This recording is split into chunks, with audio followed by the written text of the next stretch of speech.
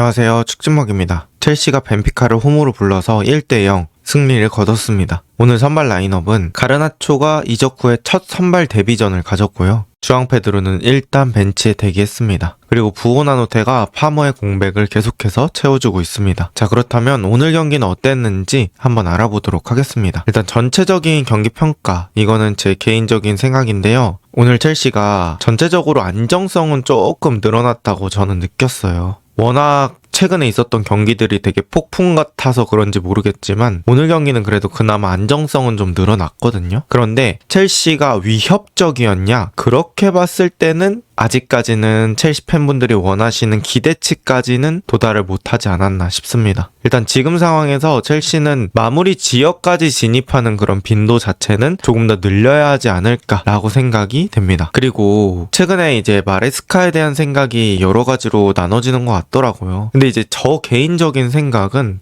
사실 최근에 첼시가 퇴장도 많았고 서브도 돌리기도 했고 그래가지고 뭔가 온전한 상태로 다른 팀과 경기를 한 게 최근 한 2주? 3주 동안은 없었다고 생각을 해요. 물론 이제 퇴장 당한 것도 실력이라면 실력일 수 있을 것 같은데 저는 이제 그런 특수한 상황이 아니라고 하면 첼시가 꽤 괜찮을 것 같은 생각이 들더라고요. 생각보다 오늘 경기에서 가르나초가 통한다는 거를 조금 알 수 있었고, 그리고 쿠쿠레야, 제임스, 카이세도 이런 선수들이 가져오는 그런 안정성이 있기 때문에 만약에 오늘 경기가 리버풀과의 경기를 생각해 두고 조금 서브를 돌린 경기라면 저는 리버풀과의 경기도 그래도 한번 해볼만 하지 않을까 싶습니다. 리버풀도 지금 상황이 좋은 건 아니니까요. 그래서 첼시가 퇴장 같은 상황 좀 줄이고 베스트 멤버로 나간다고 하면 그래도 최근에 안 좋았던 그런 경기들보다는 나아지지 않을까. 저는 그런 생각이 좀 들더라고요. 그리고 어쨌든 오늘 경기가 챔피언스리그 경기고 승점 3점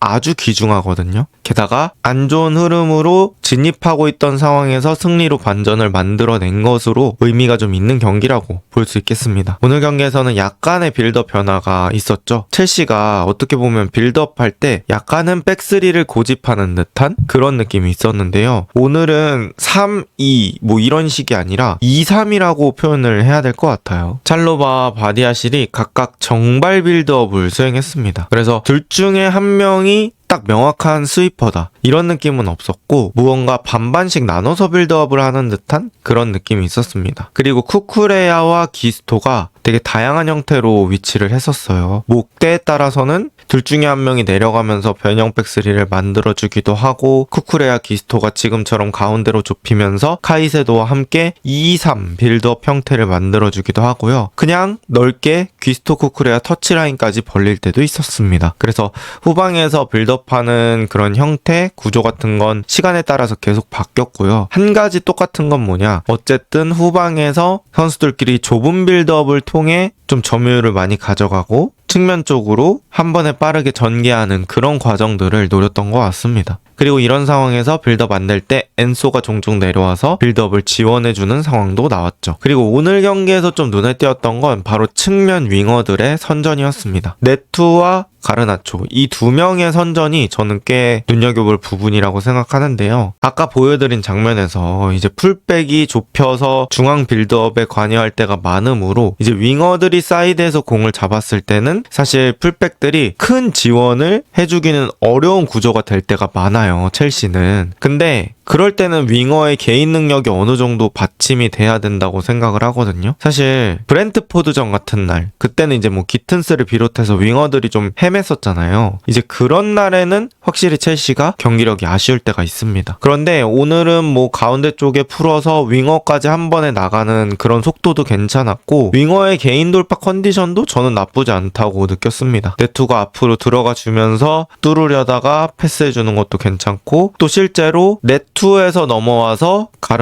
가르나초의 컵백이 자책골을 유발했죠. 이런 것들 봤을 때는 양쪽 날개가 오늘은 되게 괜찮았다. 충분히 신선했다. 이렇게 표현을 할 수 있을 것 같습니다. 그 다음에 오늘 경기에서 중앙 찌르기도 꽤 나왔다고 볼 수 있을 것 같은데요. 이게 사실 코릴이 있을 때 많이 나왔던 패턴이거든요. 보통 상대는 카이세도를 묶습니다. 그러니까 뒤쪽에 선수 한 명 달아놓고 카이세도는 공을 최대한 못 잡게 하려고 할 텐데, 그럼 이제 그때는 풀백들이 안으로 들어와 주면서 공을 받아줄 채널 같은 걸 늘려주는데요. 거기서도 막혔다. 그럼 이제 뭐 스트라이커나 공격형 미드필더가 내려와 주면서 공을 받아줄 때가 있었습니다. 이제 지금이 그런 장면이죠. 부오나노테가 가운데 쪽에 있다가 한 번에 직선 루트 쪽으로 내려와 주면서 찰로바의 공을 받아주는 그런 장면이 생깁니다. 그리고 저는 이 다음 동작도 괜찮았다고 느꼈어요. 특히나 이 부오나노테가 생각보다 자기 역할을 잘해주고 있는 게, 저런 밀집된 공간에서 공을 받더라도 돌아서는 능력이 꽤 괜찮더라고요. 그리고 볼 방출 타이밍도 꽤나 빠릅니다. 그래서 여러 면에서 저는 부오나노테를 긍정적으로 봤고요. 이런 패턴이 나온다는 것도 조금씩 원래 첼시의 모습을 되찾아가고 있는 느낌이 들었습니다. 그리고 오늘 측면 윙어들의 선전이 있다고 말씀을 드렸는데, 거기선 또 쿠쿠레아를 활용한 그런 장면들이 있었죠. 이제 빌드업이 풀려서 좀 센터백이 더 높은 위치까지 올라왔을 때는 이제 쿠쿠레아도 더 이상 후방 빌드업에 관여하지 않고 왼쪽에 메잘라처럼 안쪽으로 깊게 올라갈 때가 있습니다. 근데 이제 그럴 때 상대의 풀백,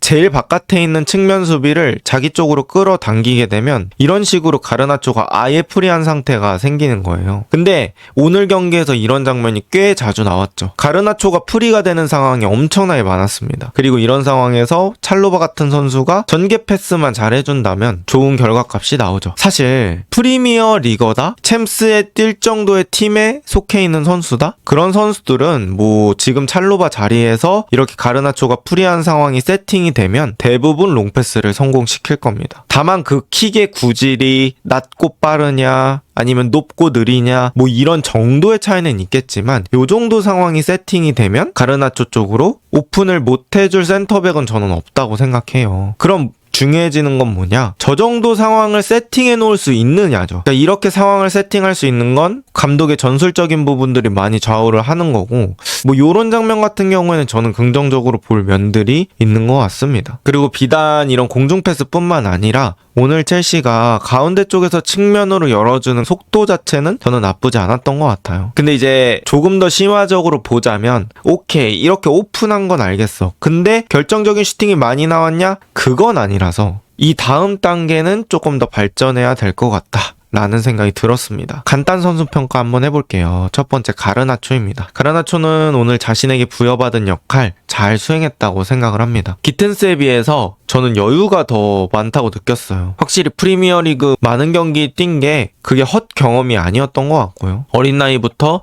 누적이 돼 있던 경험이 큰 역할을 했던 것 같습니다. 그 다음에 기튼스에 비해서 풀백 활용도도 저는 높다고 생각을 합니다. 오늘 그래도 쿠쿠레아가 높은 위치 올라와서 지원해주는 움직임 많이 가져갔었는데, 그때마다 가르나초가 툭툭 내주는 그런 것들이 좋더라고요. 그리고 어쨌든 간 첼시에서 주전 풀백은 쿠쿠레아가 될 텐데, 그런 주전 선수와 호흡이 잘 맞는다. 그거는 가르나초와 기튼스의 경쟁 체제에서 가르나초의 손을 조금 더 들어줄 수밖에 없는 상황이 되는 겁니다. 그래서 오늘 그래도 선발 첫 경기였는데 가르나초가 뭐 맨유 때보다 눈에 띈 성장을 했다 이런 건 아니지만, 어쨌든 첼시에서 적응도 자체는 꽤 잘 어울리는 편이다, 이렇게 볼 수 있을 것 같습니다. 그 다음은 부오나노테인데요. 부오나노테는 진짜 볼 때마다 괜찮다는 생각을 자주 하게 되는 것 같습니다. 뭐 공 잡고 돌아서는 동작이나 플레이의 간결성 이런 것들도 괜찮고요. 그 공격 상황을 이해하는 능력이라고 해야 될까요? 포지션에 대한 이해도라고 해야 될까요? 앞쪽에서 공 잡고 자신이 볼을 오래 끌면 안 된다는 걸 잘 아는 선수 같아요. 그래서 내가 줄 수 있을 때는 그냥 바로바로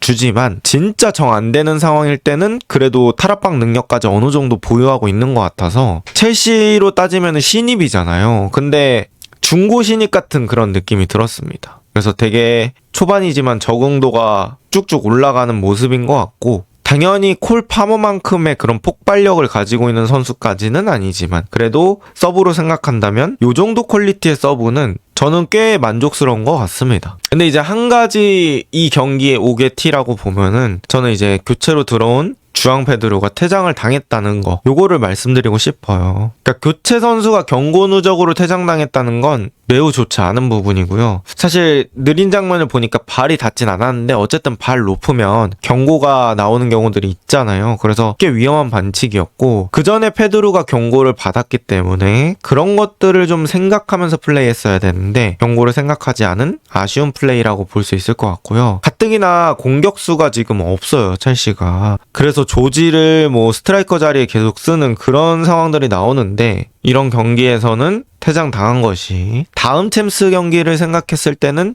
좀 아쉬운 부분이라고 볼 수 있겠습니다. 첼시가 3경기 연속 퇴장이라는 진기록을 만들고 있어요. 맨유전 5분, 브라이튼전 53분, 벤피카전 96분입니다. 그나마 다행인 건 점점 이 퇴장 당하는 시간이 뒤로 밀리고 있다는 거. 그리고 사실 오늘 경기 같은 경우에는 큰 영향까지는 없었기 때문에 어쨌든 첼시가 다음 경기에서는 퇴장 없이 제대로 11명으로 싸우는 걸 좀 보고 싶습니다. 그래야 명확하게 경기력에 대한 판단도 가능할 것 같고요. 여러분들은 이번 경기 어떻게 보셨나요? 이번 영상은 여기까지입니다. 좋은 하루 보내세요.